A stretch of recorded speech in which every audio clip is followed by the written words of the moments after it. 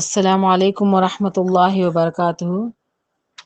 الحمد للہ وکفا والصلاۃ والسلام علی عبادہ الذین اصطفیٰ، اما بعد، ربی اشرح لی صدری ویسر لی امری واحلل عقدۃ من لسانی یفقہوا قولی۔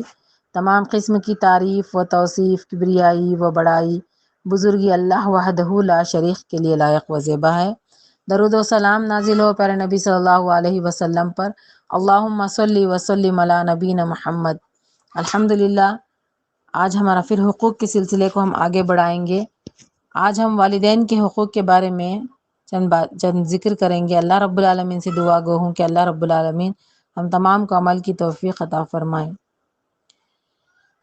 دنیا میں بہت سارے حقوق ہم پر ہیں، ان میں سے سب سے زیادہ، سب سے اول والدین کے حقوق ہم پر فرض ہیں۔ ہم ان کے حقوق ادا کریں، ان کی خدمت کریں۔ خوش نصیب ہیں وہ اولاد جن کے ماں باپ دنیا میں زندہ ہیں۔ بہت سارے اولاد ماں باپ کے لیے تڑپ رہے ہیں، رو رہے ہیں، راتیں رات رو رہے ہیں۔ اسی لیے جس کے بھی ماں باپ دنیا میں ہیں وہ ماں باپ کی قدر کریں، ان کے حقوق ادا کرنے کی اول وقت میں جیسے ہی فرصت ملے ان کے حقوق ادا کریں، ان کی خدمت کریں، ان سے محبت سے بات کریں، ان کے لیے وقت نکالیں۔ اعوذ باللہ من الشیطان الرجیم۔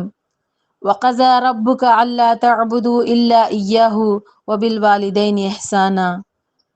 اللہ رب العالمین قرآن مجید میں فرماتے ہیں، تیرے رب نے فیصلہ کر دیا ہے کہ تم لوگ کسی کی عبادت نہ کرو مگر صرف اسی کی، والدین کے ساتھ نیک سلوک کرو۔ اس کی دلیل بنی اسرائیل میں ملتی ہے۔ دیکھیے، والدین کے ساتھ نیک سلوک کرنے کے بارے میں اللہ رب العالمین بہت مقاموں پر فرماتے ہیں۔ نیک سلوک کرنا والدین کے ساتھ، آج لوگ بدترین سلوک کرتے ہیں والدین کے ساتھ۔ ان کے سامنے کھڑ کر بات بھی نہیں کرنا چاہیے، زیادہ زور سے دب کے بات کریں، نرمی سے بات کریں، ادب سے بات کریں۔ نیک سلوک اتنے اللہ رب العالمین فرماتے ہیں والدین کے ساتھ نیک سلوک کرو۔ نیک سلوک میں آداب و اطاعت، خدمت سب داخل ہیں۔ والدین کی اس حق کو قرآن و حدیث میں ہر جگہ توحید کے حکم کے بعد بیان فرمایا گیا ہے، جس سے صاف ظاہر ہے کہ خدا کے بعد بندوں کے حقوق میں سب سے پہلے حق انسان پر اس کے والدین کا ہے۔ قرآن و حدیث نبوی میں والدین کے جو حقوق بیان ہوئے ہیں، ان کی روح سے اولاد پر فرض یہ ہے کہ ان کے ہر جائز کام میں والدین کی اطاعت کریں۔ والدین کی جو بھی جائز خواہشات ہے ان کی اس کام میں والدین کی ہر جائز کام میں والدین کی اطاعت کریں، اور جتنی طاقت ہے اس حد تک، اپنی جتنی طاقت ہے اس حد تک ان کی مالی اور جسمانی دونوں طرح کی خدمت کریں، اور انہیں عزت و احترام کی نگاہوں سے دیکھیں، ان سے دلی محبت رکھیں۔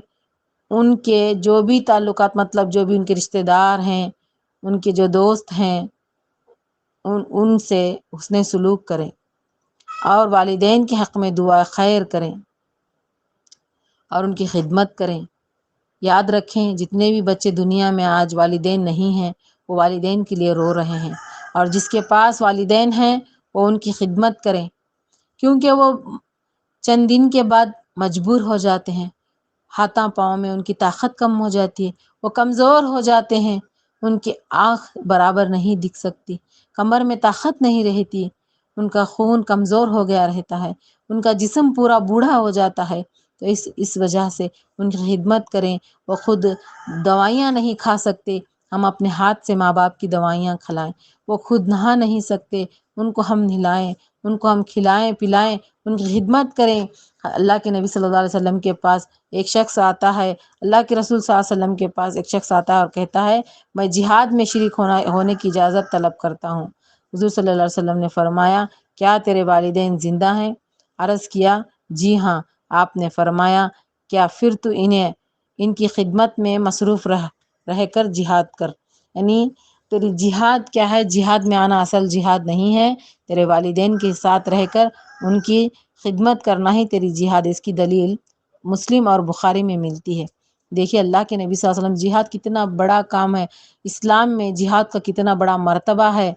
اسلام کی بلندی کے لیے جہاد مطلب اللہ تعالیٰ کے نزدیک بہت بڑا مقام رکھتا ہے، لیکن جہاد کو بھی اللہ کے نبی صلی اللہ علیہ وسلم کیا کہتے ہیں، تیرا جہاد کیا ہے، تیری والدین کی خدمت میں ہے۔ تو والدین کی خدمت میں اتنی بڑی بات کہی گئی ہے، تو ہم اس سے اندازہ لگا سکتے ہیں کہ ہم والدین کے حقوق میں ہمیں کتنے پیچھے ہیں۔ اسی لیے آگے بڑھیں، والدین کے حقوق ادا کریں، اپنے والدین کی خدمت کریں، ان کے ساتھ ان کی خدمت کر کے نیک سلوک کر کے ہم اللہ تعالیٰ کو راضی کریں۔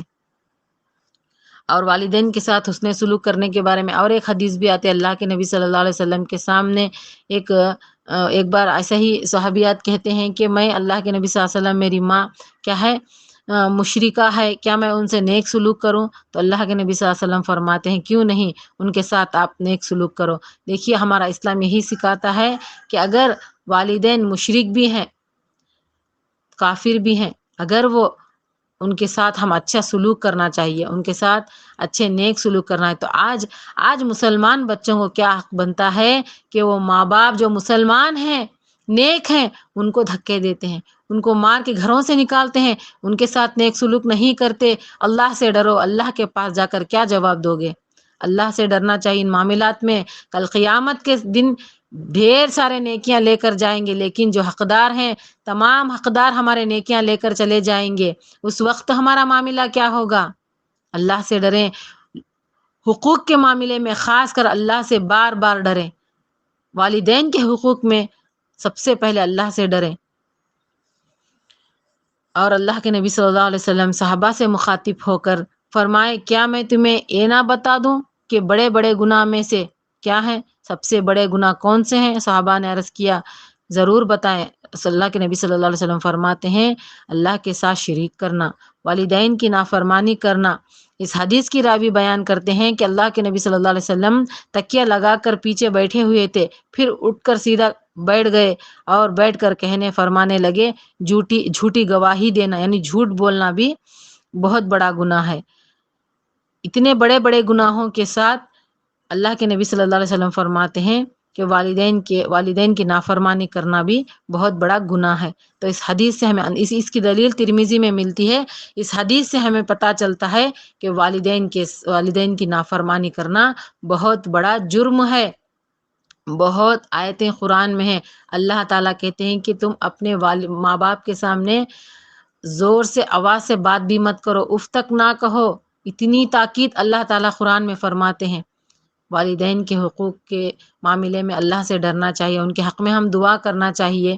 اور آگے بہت ابھی باتیں ہیں انشاءاللہ، ہم پھر اور ایک پارٹ میں انشاءاللہ بتائیں گے دعا کے بارے میں، والدین کے حق میں دعا کرنے کے بارے میں، اور چند چیزیں جو واقعات ہیں انشاءاللہ آئندہ درس میں ہوں گے۔ اللہ رب العالمین سے دعا ہے کہ اللہ رب العالمین ہمیں عمل کی توفیق عطا فرمائے۔